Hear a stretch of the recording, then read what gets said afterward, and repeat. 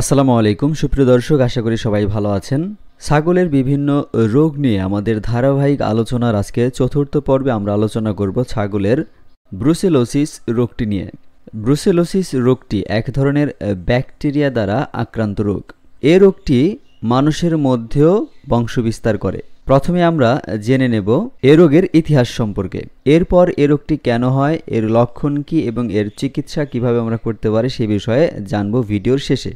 প্রথমে আমরা দেখব এ রোগের ইতিহাস। ব্রুসেলোসিস প্রথম ব্রিটিশ মেডিকেল অফিসারের নজরে আসে 1850-এর দশকে। ক্রিমিয়ান যুদ্ধের সময় মাল্টায় এবং অ্যাটিকে মাল্টা জ্বর হিসেবে উল্লেখ করা হয়েছিল।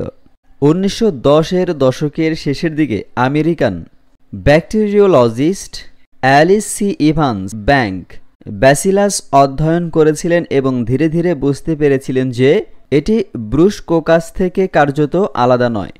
ব্যাকটেরিওলজিক্যাল বিজ্ঞানের এই অগ্রগতি খাদ্য নিরাপত্তার উন্নতির জন্য আমেরিকান দুগ্ধ শিল্পে ব্যাপক পরিবর্তন ঘটায়। পরিবর্তনগুলির মধ্যে রয়েছে পাস্তুরাইজেশনের মান তৈরি করা এবং দুগ্ধ খামারিতে মিল্ক হাউসগুলিতে পরিচ্ছন্নতার মানগুলি ব্যাপকভাবে কঠোর করা।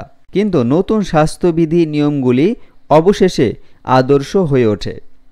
ব্রুসেলোসিস গর্ভের শেষের দিকে এ রোগের কারণ ছাগলের গর্ভপাত হয়, কিন্তু গর্ভাবস্থা ছাড়াও সাধারণ অবস্থায়ও এ রোগ হতে পারে।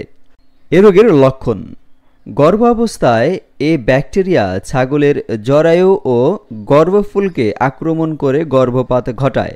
আক্রান্ত ছাগল বহুদিন পর্যন্ত গর্ভধারণ করতে পারে না। পুরুষ ছাগলের অন্ডকোষ ফুলে যায় এবং অনেক সময় ছাগলের যৌন ক্ষমতা নষ্ট হয়ে যায়। অর্থাৎ আমাদের অনেকের ছাগলের ক্ষেত্রে এই সমস্যাটা কিন্তু অত্যন্ত কমন একটি সমস্যা এবং সহজে আমরা ধরতে পারি না যেটা কী কারণে হচ্ছে। মূলত ব্রুসেলোসিস ব্যাকটেরিয়ার কারণেই কিন্তু এই গর্ভপাতের এই সমস্যাগুলো হয়ে থাকে। এর প্রতিকার: প্রথমত অবশ্যই এরকম সমস্যা দেখা দিলে ডাক্তারের পরামর্শ অনুযায়ী কাজ করতে হবে এবং সঠিক চিকিৎসার মাধ্যমে এ রোগ থেকে বাঁচা সম্ভব।